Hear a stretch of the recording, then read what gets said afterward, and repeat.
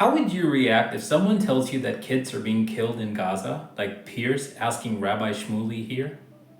Gaza is what the Americans did with a northern bomb site. The Israelis are using surgical targeted strikes. Well, they're killing a lot of children.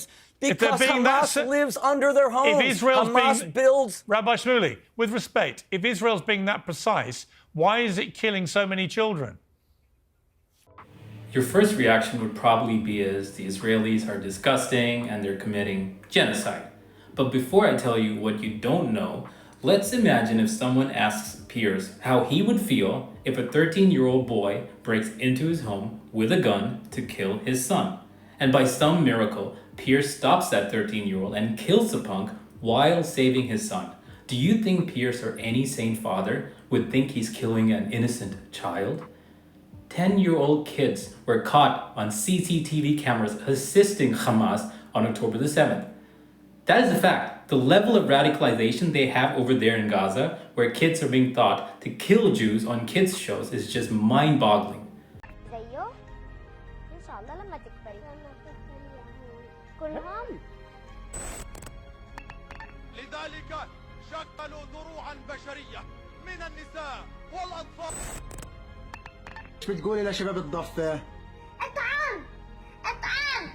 In reality, Israel is doing all it can to limit the casualties.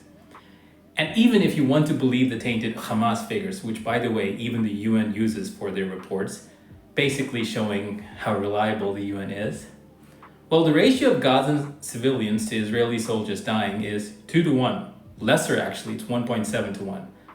Why is this important? Because according to stats in modern warfare against terrorists that the world in general uses, the ratio is 10-to-1 compared to Israel's 2-to-1. That is the ratio countries like America and the UK follow, and of course, most of NATO. But still, people would bring up numbers over and over to make their case against Israel, but in all the Arab-Israeli wars, the numbers are less than 100,000 people dead from both sides. Assad, the Syrian maniac, killed more than 600,000 people in the Syrian civil war, most of them Muslims, and this is pretty recent.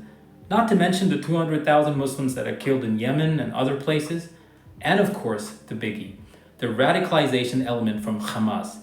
Most of the Israeli hostages that have been oppressed and released have openly admitted that Gazans themselves helped Hamas by keeping them in their homes and more.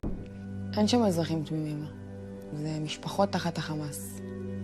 זה ילדים שמהרגע שהם יוצאים לאוויר העולם, מחנכים אותם שישראל זה פלסטין, פשוט לשנוא את היהודים.